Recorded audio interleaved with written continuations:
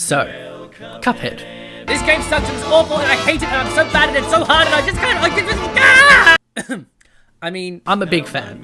The hand-drawn design, the one more try mentality, the wide variety of bosses, there's just so much to love. But don't be drawn in by the cutesy design. This game will kill you a lot, and you will say things you never thought you would about a genie, or a train, or an ooze. Anyway, with the new Cuphead TV show released on Netflix and the delicious Last Course DLC coming later this year, I recently sat down and played through the game again. And, 3 broken controllers later, I have ranked them and given each a 10-word review. So buckle up, because this is every single Cuphead boss and level in 10 words or less. And some of the minor characters as well. The devil will take their heads. VeggieTales, but they want to kill you. He's dead! He shouldn't be attacking me! Screw you! Decent platforming level to get into the swing of things. Why are the flies cheering on the frogs? Hildeberg. More like Hindenburg when I'm through with you! Quite the leap in difficulty there, Cuphead. The music has no right to be this good. I swear I got 3 cavities from this boss. Man, the genie got into some weird stuff after Aladdin. Can whoever runs the roller coaster turn it off? God! Roll up for rage-inducing running and gunning! This is not a fun house. Auto-scrolling, platforming, boss battle. Okay, and where were you in the B-movie? Briny Beard, yar, I'm the captain.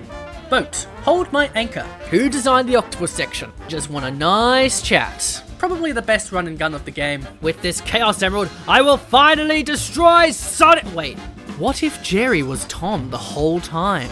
No audience participation. I thought it was a pantomime. Honestly, this death is gruesome. This isn't even the final boss. Finally, made it to the parry. One hell of a time is right. And that's all the bosses and levels of the game. But some of the levels have a few extra minor character bosses. So I thought I'd give them each a mini review in 5 words or less. Let's go. Ew, that potato's got worms. Crybaby. Good for the eyes. Such an Ace Attorney name. Man, this one's so easy. Get away from me, Pac-Man! Nobody likes candy corn. Nowhere is safe from Woffington. Movsky-Shternikov can shove it. There are no strings on. Child's dead. Great parenting, Wally. Oi, oi, oi! Sheesh, can't catch a break. No, desist. Stop it. Why? Welcome to Alcohol Anonymous. I bet he'll lose.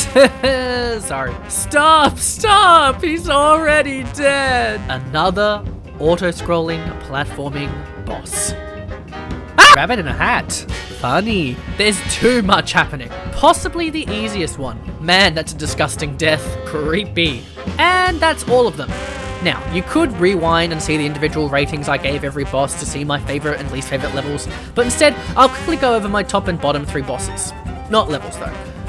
Although on that subject, Funhouse Frazzle is the worst level of the game. There are too many gimmicks. It's only the 4th running gun. The auto aims for things that it can't even hurt. What is this level? Who thought of it? Why? Okay, ready? Let's do this. Number 3 is Jimmy the Genie. The air bosses of this game are very well done, with Wally Warbles and Dr. Carl's robot both also worthy of the number 3 spot. But Jimmy the Genie was the first air boss for me that really clicked. It's not particularly hard or anything, but it's a solid difficulty for the stage of the game it's at, and unlike the other 4 air bosses, it doesn't have any unnecessarily full-on bullet hell sections. There's plenty of space to move in these phases, and once you've seen every ability, the last 2 phases you're pretty much all set. There aren't any surprises that will be thrown at you once you've understood each phase. Plus, it's pretty much ripping off Aladdin, so what's not to love?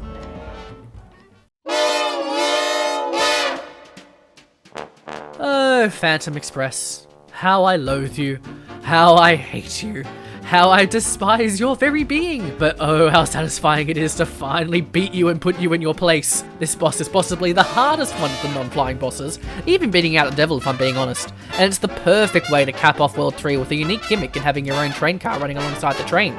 There are unique ghost attacks that test how good you really are at both dodging and controlling your minecart, and it is so worth it for that final beatdown.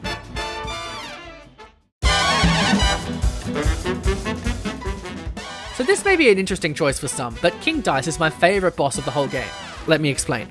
Rather than being a straight boss, this boss serves as a mini boss rush where each space you land on a different boss to face. Some of these bosses are easy, Some of these are insane, but to defeat this level you have to get to the end and beat King Dice in one go. Sure, you can try and pick the easy ones, but it's very easy to make a mistake. So maybe go for the hards. Oh, but that one might be a hard one. Oh, and watch out for that start of a... No! Yes, the King Dice finale is a little bit underwhelming, but the first time you do it, it is a pretty epic troll to have him all of a sudden spawn giant cards coming at you. And in the moment of your epic victory over him after failing and failing at the mini-bosses, it does feel pretty epic.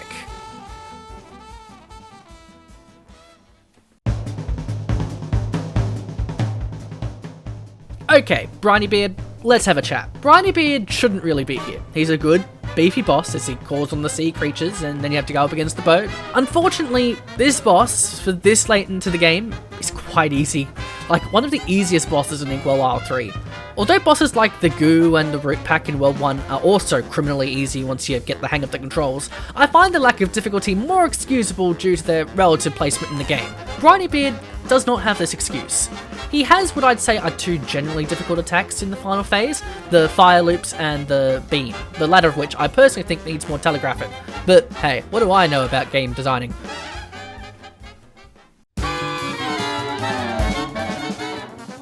Grim Matchstick.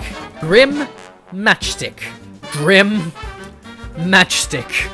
I hate Grim Matchstick with a burning passion. I really don't like auto-scrolling levels in video games, and this boss just takes the cake. The lack of consistency in the clouds make dodging certain abilities and using the magic laser beam very nerve-wracking, for no good reason other than artificial difficulty.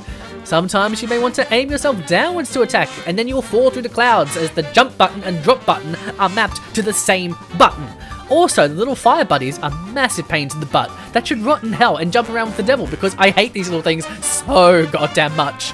And if that wasn't enough, the final phase is the worst thing ever. I would rather play the run and gun stages of World 2 over this boss, and I hate the run and gun stages of World 2.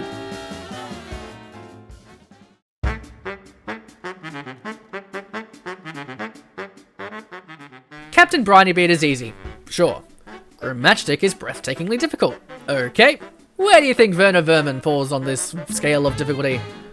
It's easy. It's actually incredibly easy. Once again, for a level this far into the game, Werner Vermin should not be this easy. To be fair, Phase 2 is quite intense, although most of my deaths in this phase are down to the lid cutter's bad RNG. Or maybe I suck, that could be it too. And it's such a shame, because overall, I want to like it. It's a knockoff of Tom and Jerry by the end, and the way the cat comes in only to be revealed to be a robot is the most charming twist ever. But the difficulty dip in an otherwise challenging section of the game is too disappointing to be giving out brownie points for level design. And that is the best and worst bosses of Cuphead and the end of the video, so thank you very much for watching. If you enjoyed, please press the like button and comment below your own 10-word review for your favourite bosses, or maybe a game you'd like to see a 10-word review for. And you can check out my first 10-word review video for Sonic Mania, or you can watch my Cuphead playthrough I did last year, where I fail a lot. You can also subscribe. I'm currently playing Donkey Kong Country Tropical Freeze, and I plan on playing the Cuphead DLC when it comes out. Until the next video, I've been the Gamer Nerd Down Under. Cheers, mate.